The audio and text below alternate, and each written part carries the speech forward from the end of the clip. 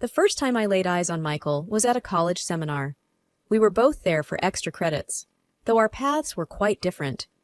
He was a business major while I was pursuing literature. I was drawn to him from the moment he raised his hand and posed a challenging question to the professor. After class, we found ourselves at the same coffee shop, and from there, it just seemed like the universe wanted us to be together. We chatted about everything, from college, hobbies, to our childhood memories. "I come from a pretty strict background," he mentioned, taking a sip from his cup. "My parents are deeply religious." I remember shrugging. "So? My parents are free thinkers. They always taught me to question everything." Michael laughed. "Sounds like we're from different planets." But despite our differences, there was an undeniable chemistry. We began to see each other more frequently, studying together and exploring the city during the weekends. About 2 years into our relationship, we decided to move in together. It was a practical decision. Our apartments were far from the university, and sharing a place made sense. Plus, we were inseparable by then. However, when Michael broke the news to his parents, it wasn't received well. At a dinner at their house, Mrs. Davis, Michael's mother, was the first to voice her concerns. "Living together before marriage? Michael, you know how we feel about that." Michael shifted uncomfortably in his seat. "Mom, times have changed. It's not a big deal." Mr. Davis chimed in. "In our house it is. You're living in sin." I could feel the weight of their stares. Wanting to ease the tension, I said, "We respect your beliefs, but this is our decision. We're adults." Mrs. Davis sighed. "It's just not the way we raised you." Michael took my hand. "Lizzie and I love each other. We want to start our life together, and I hope you can support that." The evening ended on a somber note, but Michael and I were firm in our decision. We found a cozy apartment close to campus and moved in. Days turned into weeks, weeks into months.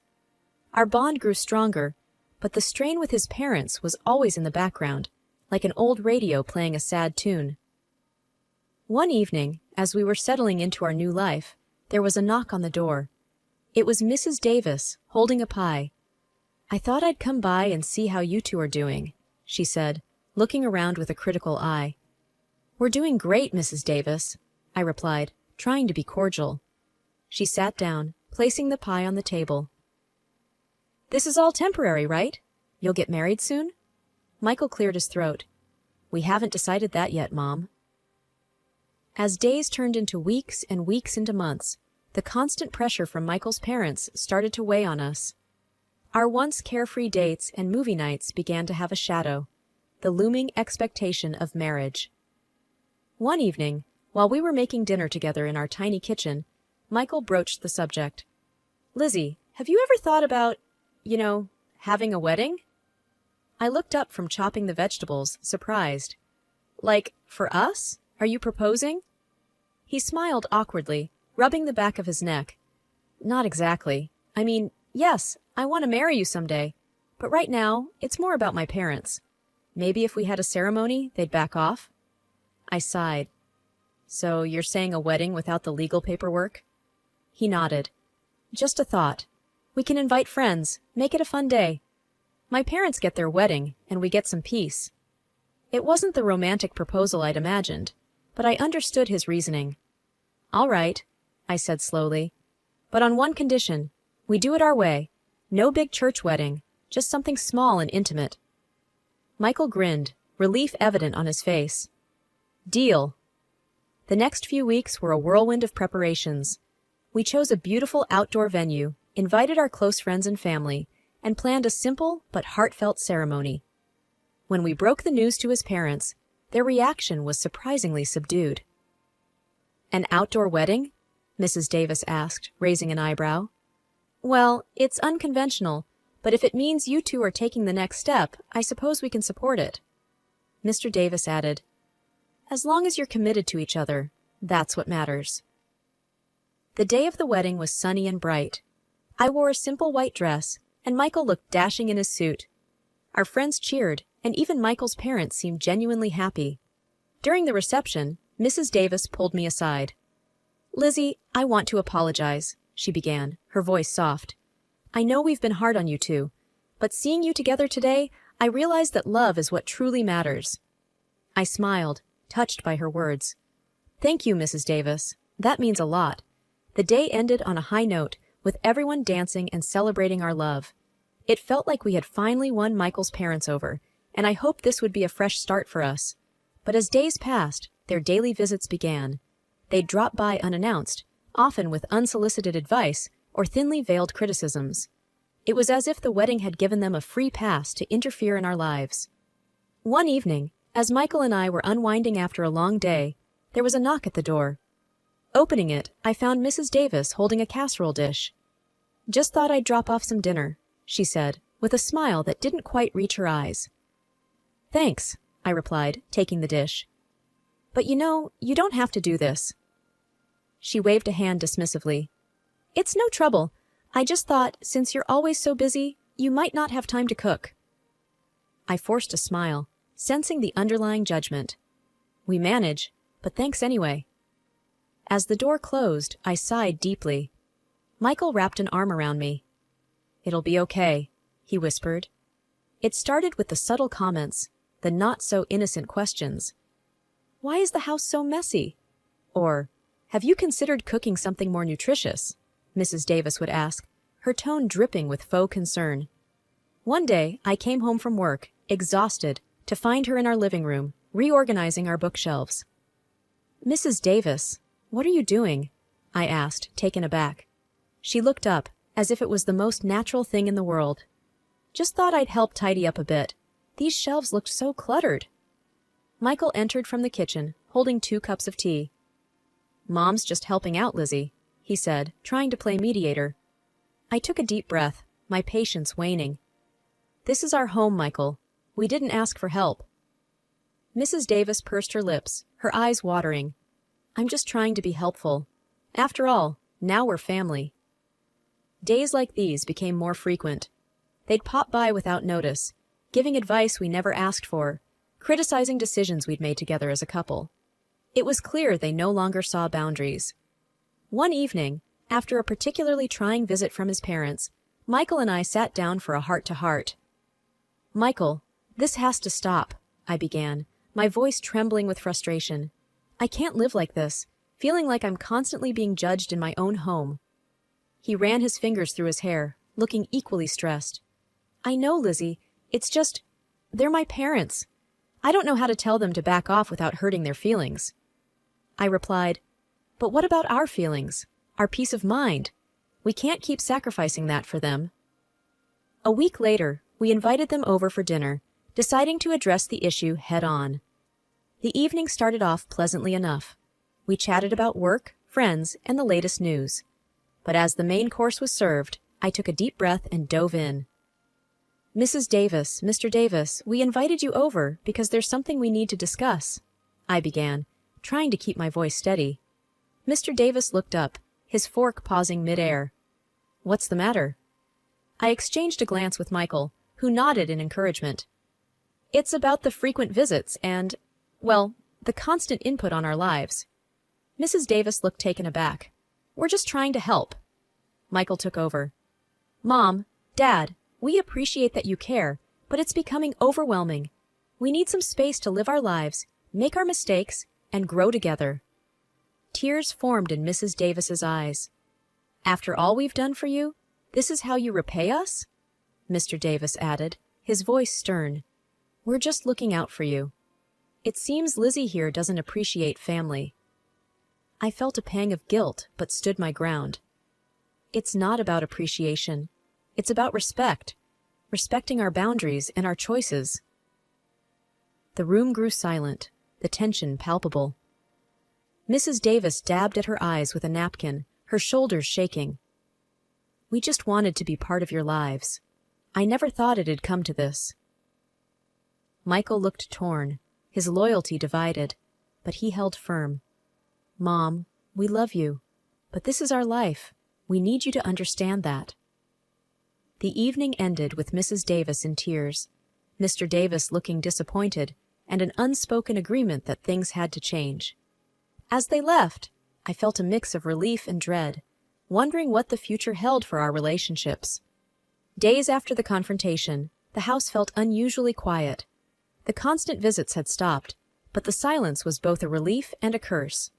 Every time the doorbell rang or there was a knock, my heart would race, expecting it to be Michael's parents. But it never was. One evening, as Michael and I sat on our couch, he broached the topic. "Lizzie, do you think we were too harsh? I mean, they're my parents. Maybe we overreacted?" I took his hand, feeling its warmth. "Michael, it's not about being harsh. It's about setting boundaries. We did what we had to do." He sighed deeply. "I know, it's just hard. I never imagined being in this situation with them." As days turned into weeks, we began to feel the weight of our decision. There were no more surprise visits, but there were also no calls or messages. It was as if we had cut ties completely. During this period, I often found solace in browsing property listings online. One day, as I was scrolling through, a beautiful house in a neighboring town caught my eye. It had a large garden, a spacious living area, and most importantly, it was far away from our current life. "Michael, come look at this," I called out. He joined me, peering at the screen. "Wow, it's beautiful. But why are you looking at houses?" I hesitated, choosing my words carefully. I was thinking, maybe it's time for a fresh start, somewhere new, where we can create our own memories, away from all this drama. He looked surprised. "You mean move? Leave everything behind?" I nodded. "It's drastic, I know, but maybe it's what we need." We discussed it at length, weighing the pros and cons. The idea of starting anew was enticing, but also terrifying. Yet, the more we talked, the more it felt right. A few weeks later, we visited the house. It was even more beautiful in person, and the neighborhood seemed perfect. After much consideration, I decided to use the money I had inherited from my grandmother to buy it. The day we signed the papers, I felt a mix of emotions. Excitement for the new beginning, but also sadness for what we were leaving behind. The move went smoothly, and soon we were settling into our new home. It felt like a dream. The peace and quiet were just what we needed. One evening, as we were enjoying a quiet dinner in our new dining room, Michael said, "Lizzie, I think this was the best decision we ever made." I smiled, feeling content. I think so too. The first few months in our new home were like a dream. The mornings were quiet, filled with the chirping of birds, and the evenings brought a calm, tranquil energy. Michael and I fell into a comfortable routine, enjoying the privacy and peace that our new surroundings provided.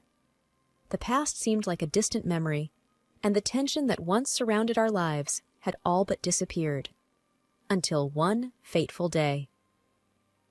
I was in the kitchen, preparing dinner, when the doorbell rang. Michael went to answer it. I heard murmurs, and then a familiar voice. My heart sank. It was Mrs. Davis. I walked to the entrance, my face revealing my shock. There they were, Mrs. and Mr. Davis, suitcases in tow, standing at our doorstep. "Mom? Dad? What are you doing here?" Michael asked, his voice filled with surprise. Mrs. Davis smiled, a bit too sweetly. "We missed you, dear, and we thought, why not pay a visit?" I tried to keep my composure. "It's unexpected." Mr. Davis chimed in. "We just wanted to see where our son is living now. Is that so wrong?" Michael seemed torn. "Of course not, but a heads up would have been nice." Mrs. Davis looked around, her eyes scanning our home. "Oh, what a lovely place you have here. Much nicer than the old one." I bristled but said nothing. The visit turned into a stay. One night became 2, then 3. They began to settle in, making themselves comfortable, much like they had in our previous home. One evening, after dinner, I pulled Michael aside. "Michael, we can't go down this road again. We moved to escape this." He sighed. "I know, Lizzie, but they're my parents. I can't just throw them out." "Then what? Let them take over our lives again?" Mrs. Davis, who seemed to have overheard our conversation, walked over, her eyes welling up with tears. "Is that how you feel, Michael? That we're a burden?" Michael looked helplessly at me, then back at his mother. "Mom, it's not like that. We just wish you had told us you were coming." She sniffled. "We just wanted to be close to our son, but it seems we're not welcome here either." I had a sinking feeling when I heard Michael's parents mention they'd made a decision about their living situation. The two of us had recently been discussing the matter privately, hoping to find a delicate way to address the issue. Now, it seemed the matter was going to be thrust into the open. "Lizzie, Michael," Mr. Davis began, "we have some news." Michael shifted in his seat, already sensing what was coming. "Go on," he prompted. Mrs. Davis, trying to sound cheerful, said, "We've sold our house. We realize there's no need for it when we have such a lovely family home here with you two." My eyes widened in shock. "You did what?" "We wanted to be closer to you both," Mr. Davis explained, looking earnest. Mrs. Davis looked hurt. "We are family. Why wouldn't you want us here?"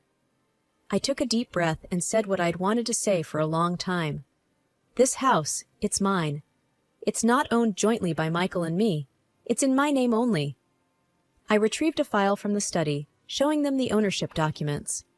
Mrs. Davis looked at the papers and then back at me, clearly stunned. "But you're married. What's yours is Michael's and vice versa." I smiled triumphantly. "That's where you're mistaken. We held a wedding ceremony, yes, but Michael and I never legally married. We never signed any official documents, so, technically, you're not my in-laws." The weight of my words seemed to hang in the air. Mrs. Davis's face turned a shade paler, her eyes widening in disbelief.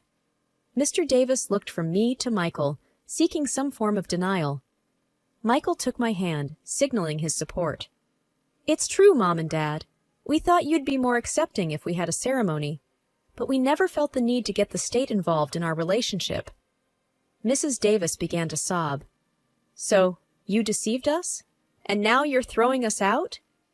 The room was heavy with tension after the bombshells were dropped. Michael's parents were clearly taken aback, but it wasn't long before the shock turned into outrage. "So, you tricked everyone with a sham wedding? And you think that makes everything all right?" Mrs. Davis's voice had a hint of venom. Michael sighed. "It wasn't about tricking anyone. It was about the way we wanted to live our lives. The ceremony was for us, and those who wanted to celebrate our love." Mrs. Davis's face turned a shade redder. "You dare defy the sanctity of marriage, live together in sin, and then mock us with a fake wedding." "I've had enough," Mr. Davis declared, standing up suddenly. "You, young lady, are nothing but a sinner and a witch, trying to pull my son away from his family, his values." I was taken aback by the fierceness of their reaction, but I wouldn't let them intimidate me. "I have not taken Michael from anyone. He's made his own choices, and it's high time you respect them." Mrs. Davis's eyes were filled with tears, but her voice was stern. "Michael, come home with us. Leave this woman. She's done nothing but pull you into her web of deceit." Michael, ever the calm in the storm, replied, "Mom, Dad, I love you both, but my place is here, with her. She's been nothing but kind and understanding, even when you both haven't been. You can't just demand I leave her." "You're choosing her over us?"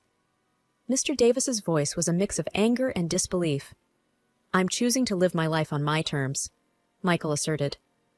The room went silent for what felt like an eternity. The air was thick, every breath heavy.